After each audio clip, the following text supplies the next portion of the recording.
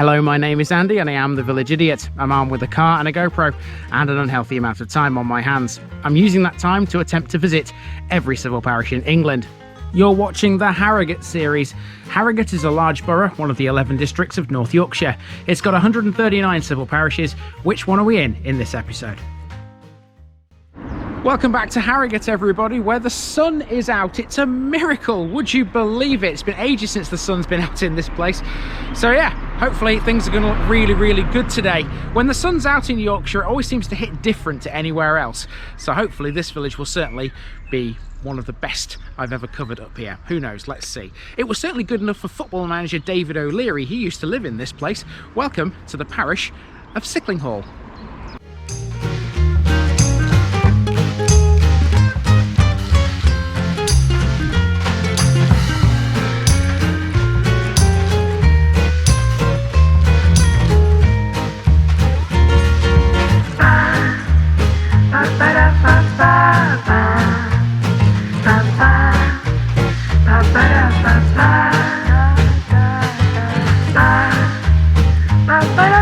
Here's my disclaimer for people who may be watching me for the first time. I say things as I would in my native accent and dialect. As a result, I may not pronounce things in the same way as the locals do. Remember, I'm a visitor. It's impossible to know everything. Leave me a comment, spin me a like and bash that subscribe button. Let's get to today's parish video.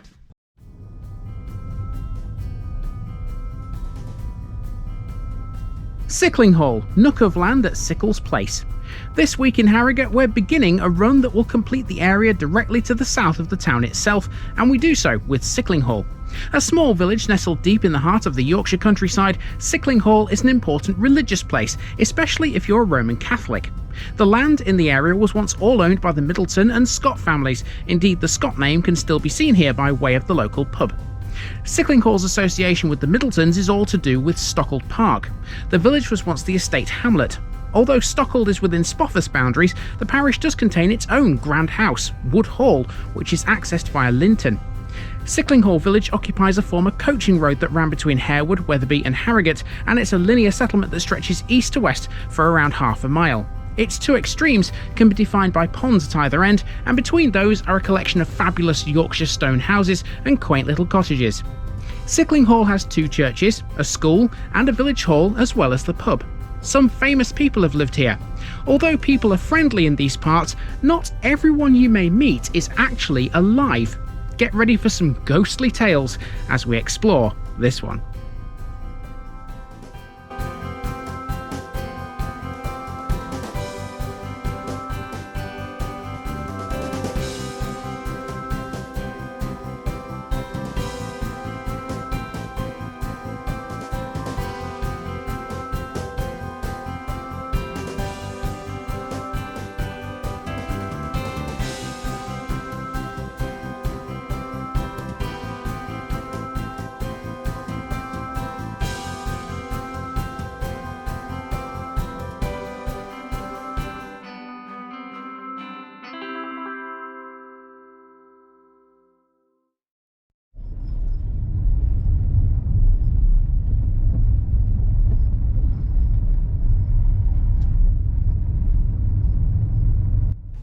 We start our trip around Sicklinghall by first tackling Wood Hall.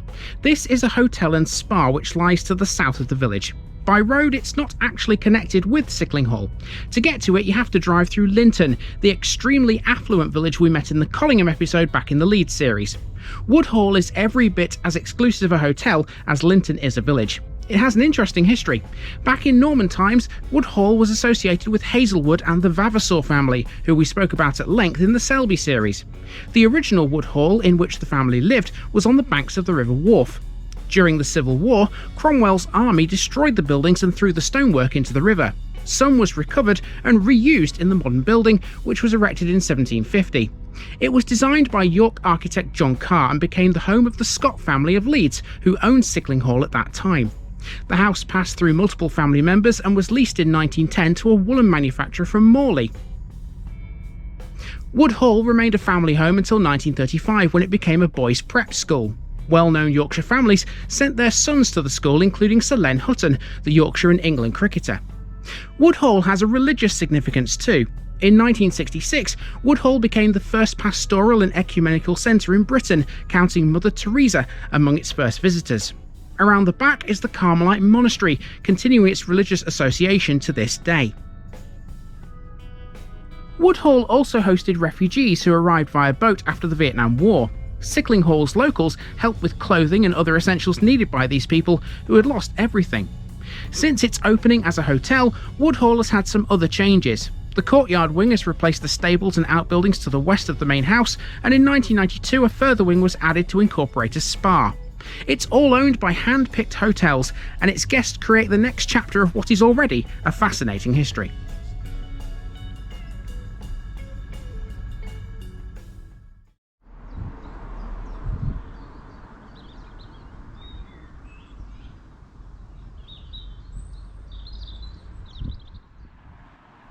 We start our main walk around Sicklinghall at one of two ponds the village has to its name. This one, the much smaller, can be found at the western end of Main Street. The western edge of the village also has some gorgeous countryside, and we'll be seeing more of this next week as we head deeper into it. Also at this end of Sicklinghall we have the community primary school. There's been a school in the village since at least 1850, when Mrs. Fenton Scott of Woodhall built a single-storey schoolhouse. Although Sicklinghall isn't much larger than it was in those days, the modern school is.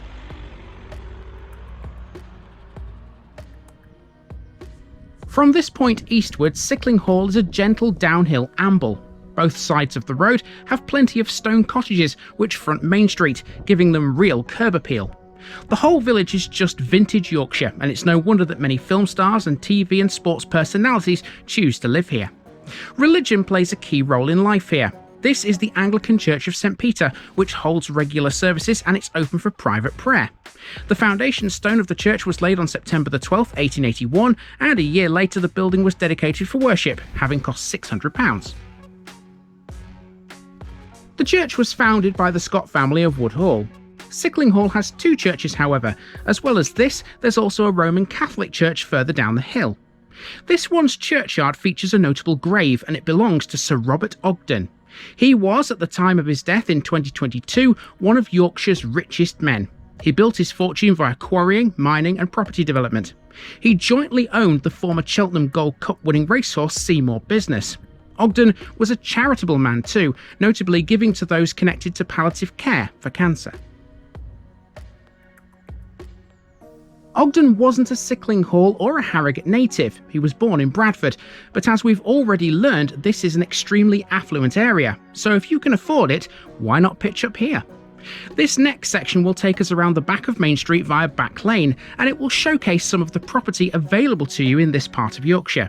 Pretty much everywhere you look, there are houses whose values must easily run into telephone numbers. The people are welcoming though. In just the opening 20 minutes of this walk alone, I was greeted with a good morning 3 times. Well, so far it's been very pretty, this one, hasn't it? You can definitely see why people like David O'Leary live in this area. Marcelo Bielsa, the former Leeds manager, he used to live in Wetherby, so you can tell that this is the area for football managers, can't you? It's where all the money is. It's not a cheap village by any stretch of the imagination. And to be honest with you, if you look at houses such like as the one in shot now, you can see they are all perfectly manicured, aren't they? Perfect. Not an untidy garden in sight. It's beautiful. I absolutely love it. It's like I said at the beginning, when the sun comes out in Yorkshire, it just seems to hit different. But when houses look like this, you can see why, can't you? Okay, so we're going to carry on down Back Lane to the end. We're going to take a right turn at the end and go basically all the way to the end of civilization, turn around and then just basically come back up the main street. And that's effectively Sicklinghall village. There's not much more to it than that.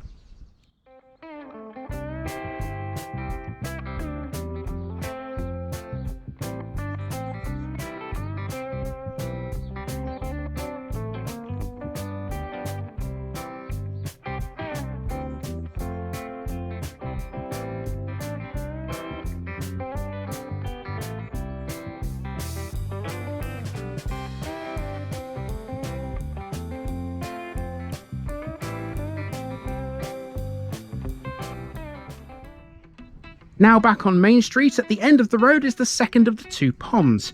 This one is much larger, and although it's on a busy road, its tranquility cannot be denied. The pond isn't owned by anyone, it's common land according to a sign at the water's edge. Next we go to Sicklinghal's communal hub, the village hall. Originally built in 1952, this hosts a number of groups ranging from yoga to ballroom dancing, as well as plenty of parties.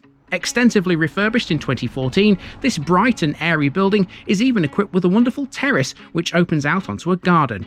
Nice. Outside the hall is the parish notice board, so that's a job we can get out of the way next. 30 down in Harrogate folks, 109 to go. After that, there's a row of houses on the right, one of which is the former Wesleyan chapel.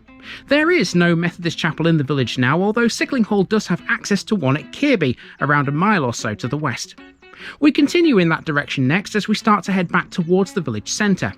Sicklinghall has no shop or post office, although like many villages, it used to. The old post office is the house on the right of your screens here. As the road starts to climb uphill, only one building stands out next, the Roman Catholic Church of the Immaculate Conception. When Stockeld Park was remodelled by James Paine in the mid-1700s, his scheme included a two-storey chapel within the house itself. For a time, that chapel served the Catholic community of the Stockeld estate. Between 1849 and 1854, this church would replace it, and it was to be served by Oblates of Mary Immaculate. Designed by Charles Francis Hansom and funded by Peter Middleton, the church is now a chapel of ease to St Joseph's at Wetherby. Also of note here is the convent. When the church was built, it included a presbytery and an adjacent monastery. The latter became the Convent of the Holy Family. All of this had the direct involvement of the Middleton family, but as we already know, they were not the only landowners here. Although known briefly as the Middleton Arms, the pub proudly bears the name of the Scott family. This dates back to 1685 and in the 18th century became a popular coaching inn. This is not all that surprising. After all, Sicklinghall was on a busy route between Harewood, Wetherby and Harrogate. At the back of the pub is a shop that sells cooking appliances and garden stoves. It's a former barn, said to be haunted by a lady called Mary, who wears a long, rough dress and used to milk cows. Several ghostly spirits are known to Sicklinghalls residents. They include two men known as Will and Dave, who were the local gravediggers in the 1840s, and a young girl named Annie, who was the blacksmith's daughter. There's even a Civil War soldier in full military uniform who's often seen walking through the pub. Apparently, they're all friendly though, much like the current lot that live here. Okay, after walking up the hill, we're back to the church and the school, and we are completely around Sicklinghall. However, there is one other thing that I haven't yet covered. I'll do that in the car though on the way to the next one, and that would be Sicklinghalls Cricket Club, which is located just outside the main village cluster, out towards Kirby with Netherby. So yeah, let's go there to finish. Sicklinghall Cricket Club has played in the village since 1925. Its very existence was cast into doubt a few years ago when arsonists set fire to its clubhouse. Here you can see a new building is under construction. For a time, the club had to use shipping containers as makeshift changing rooms. It's good to see this problem is now being rectified. And with that, we are done with Sicklinghall. After the cricket club, the road starts to head off into the countryside, but let me tell you folks, this is some landscape. Next week, we'll be taking a look at two hamlets within these valleys, and above them on the hilltops are some brilliant panoramic views. See you soon for more.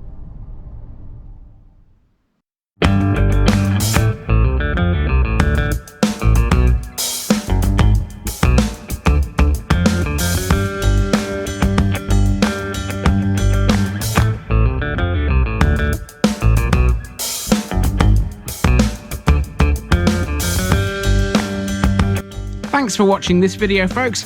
Don't forget to like this episode if you haven't already. It really makes a difference with YouTube. If you're new here, subscribe to the channel for more videos like this, and give us a share too if you've got friends who'd like it.